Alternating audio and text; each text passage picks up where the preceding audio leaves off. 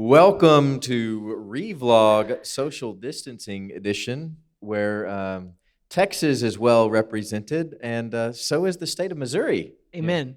Yeah, it's one of the You mentioned Missouri this time. That's right. For what it's worth. for what it's worth. We're back in the same room today. We are back in the same room. That's good. It's good to be. We were zooming in, and now we're Yeah, present yeah, again. I'm glad we can be together. I missed you guys last week. Just wasn't the same. So this week we are in Daniel chapter 11. Mm-hmm. And so this is kind of a continuation out of this vision that Daniel has in chapter 10, and we're kind of moving forward through history here.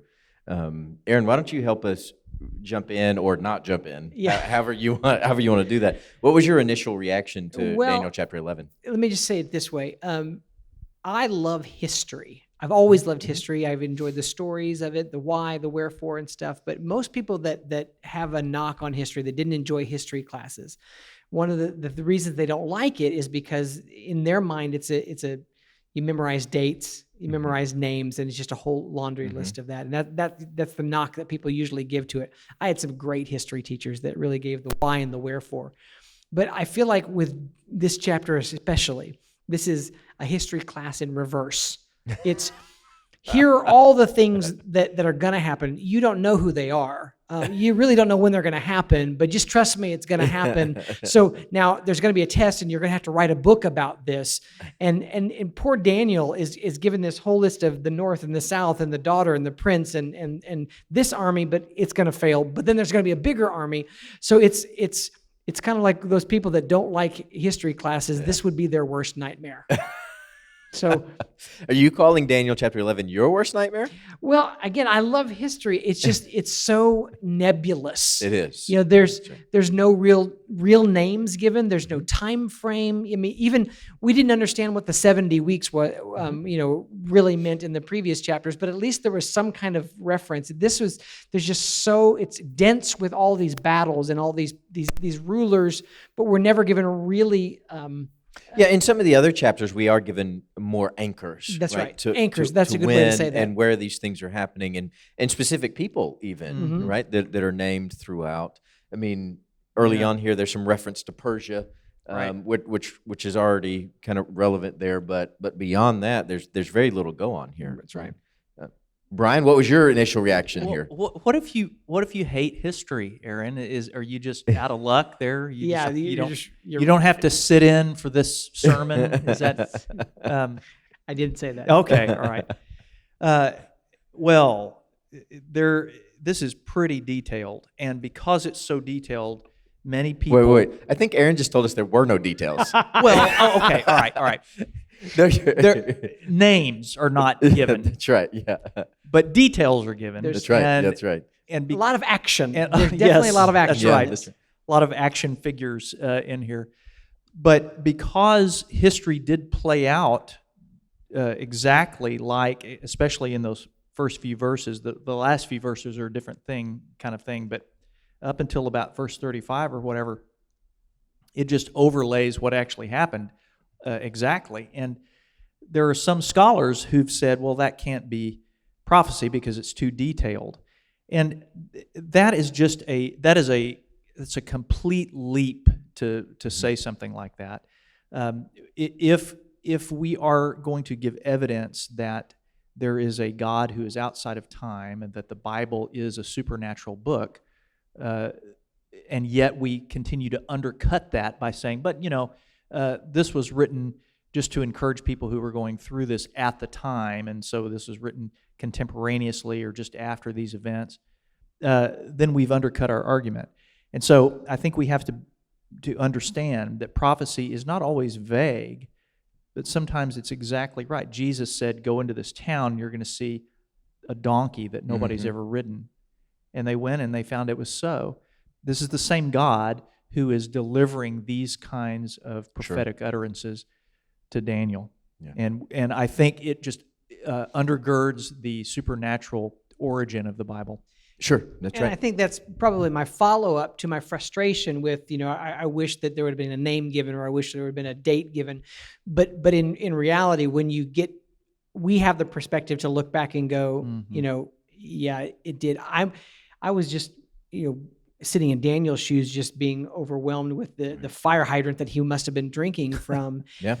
But now, as a 21st century believer looking back, reading this, I realize my takeaway is God has got everything in his hand. Mm-hmm. He was unfolding some of this to Daniel, who, might not have lived to see all of it come true, but how often have I realized that my small speck in this great continuum is all held in his hand? Mm-hmm. And I need to make sure that my perspective is that have I thanked God that in the grand scheme of everything, that he still has me as a part of this grand picture of what he's doing. Yeah, that's right. And I think it is difficult for us, as we look back on this, kind of like your history in reverse comment earlier. We're looking back on this prophecy where Daniel was looking ahead, and I think sometimes it's hard for us to grasp the whole time frame there of we're looking back, he was looking ahead, and much of that has already happened. That's right. And now we're looking on back as he was looking forward. Yes, yes, and it's a really good way to think about and reflect on those scriptures. And Aaron, the absence of names there, I think, helps to keep the Bible from, or that portion of the Bible from just being cemented in that day and time. We see not only history as it actually happened, but we see a type of things that will come. And don't you think that's one of the reasons Jesus also taught in parables? Absolutely. That if he would give real specificity, that it would almost be tethered there only. That's right. That's right. It is untethered in that sense. Yeah. Because the Bible here in this prophecy shows us patterns of how people behave and what power does to people and how people want to lord it over others. So yeah, that's right. So Aaron, when you read Daniel chapter 11, what was the primary question that came to mind? I guess I was trying to say it earlier, just that how have I tried to put my own life, my own walk in the greater picture of what God is doing, knowing that although he may not reveal to me like he did Daniel, that he has work for me to do, and am I acknowledging that we are all walking in the living out of the work that he's doing. Amen. That's good. Bryan, what about for you? What was the primary question that came to mind as you read? I want to preface my question by saying, first of all, that we see figures in this prophecy who very clearly align with people like Alexander the Great, and then later Antiochus, who caused this abomination that causes desolation. I mean, he was a horrible. Slaughtered a pig in the temple. Oh man, yeah, absolutely. Right. Yeah. It was just a horrible time for the nation.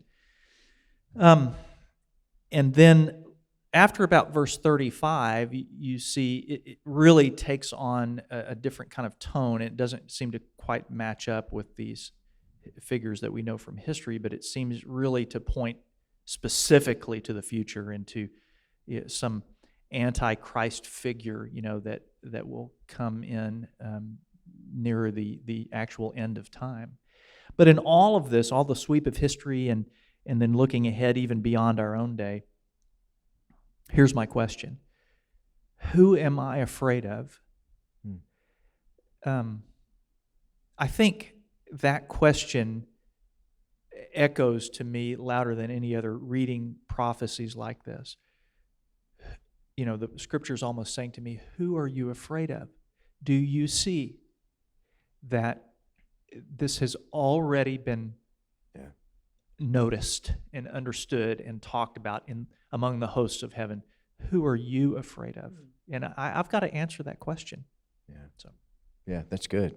Good. We would love to hear your thoughts on Daniel chapter 11, or who you think Bryan is afraid of. If you would go ahead and comment below.